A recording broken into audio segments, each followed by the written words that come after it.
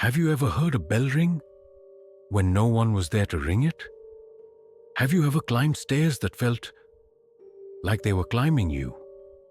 They told me the bell tower had been silent for centuries. They lied. I arrived in Brackenwell on a cold Tuesday. Fog blanketed the streets like a secret no one wanted to share.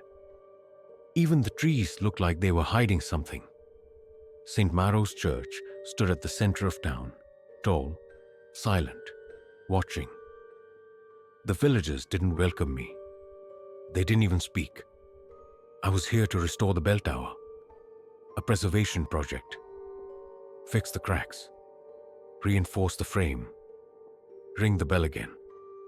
Simple work. Until I asked about the bell. That's when people got quiet, too quiet. One man finally whispered, "It rang last. In 1702, don't let it ring again." And then he walked away. The caretaker was waiting by the steps. Old coat, older eyes. He handed me a single key. "Take it," he said, "but know what you're opening." He didn't explain. Inside, the church was cold. Dust and silence everywhere. The tower door was in the back, sealed with a thick iron lock. I turned the key. The sound echoed, like something breathing in for the first time. Behind it, stone stairs piled up, each one dipped from where. I climbed slowly. Halfway up, I stopped.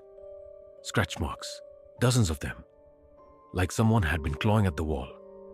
From the inside, at the top, the bell stood still, huge, dusty, waiting, and carved into its surface. One word. Answer. Not a date, not a verse, just that one word. I reached out the moment my hand touched the bell. The air changed, not cooler, not warmer, heavier.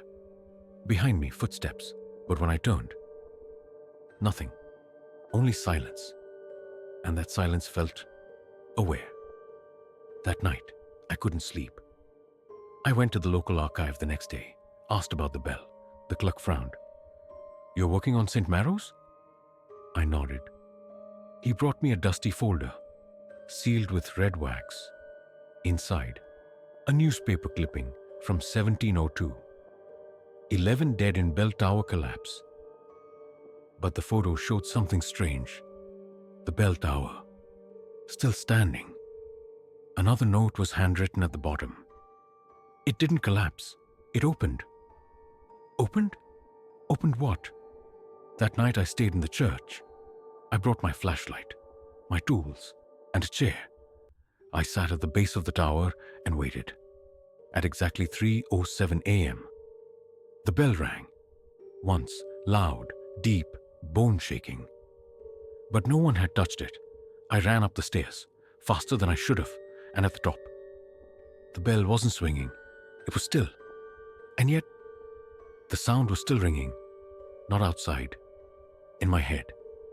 Then, whispers, not words I could understand. But close. Too close. Like someone was standing behind me, but every time I turned, they moved with me. The next day I searched the base of the tower, the foundation stones. One felt loose. I pried it open. Beneath it, a hatch. No record of it in the church plans. I opened it. A hidden staircase. Dust rushed up like breath. I went down, phone light in hand. Below, a room, small, cold, sealed, chains on the walls, deep scratch marks. A small iron bell sat on a stone pedestal. The same word was carved into its side. Answer. Back upstairs, I met the caretaker again. "You went down, didn't you?" he asked. I nodded. His eyes filled with something. Fear? Pity?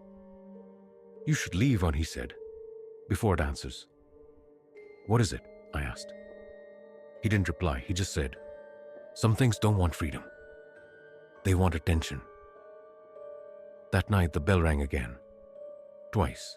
No wind, no ropes, no movement, but the sound echoed. Inside me.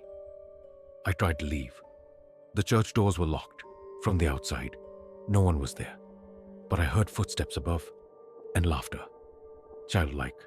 Wrong. The staircase to the tower was darker than before. The air stung like smoke, but nothing burned. I reached the top and found the bell. Gone. Only the word remained, etched in the wall now. Answer? In the archives, I found a letter from 1702, written by the last priest of St. Maro's. The bell is not holy. It doesn't call to God. It calls to what's beneath. He had sealed the hidden room, built over it, prayed it would stay silent, but someone rang it again. The next night, I dreamt of bells, hundreds, ringing from underground. In the dream, I was in the tower. Only, I wasn't me. I was watching through someone else's eyes, looking down at the villagers as they ran and screamed and burned. When I woke, there was dirt under my fingernails, and the bell rope was wrapped around my arm. I left, packed nothing, drove through the fog like it was alive. Didn't stop, didn't sleep, but the ringing followed me, in radios, in dreams, in silence. Always. Answer, St. Maro's still stands. The bell tower has no bell.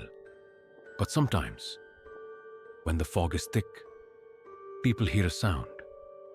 Far off, heavy, cold, the villagers pretend not to hear. Because they know, if you listen too closely, it might not stop ringing. And it might not be a bell at all. If that story made your skin crawl, like the video. Comment what you think is still locked in that basement. Subscribe for more true horror. And whatever you do, push the bell. Because some things only stop when they're heard.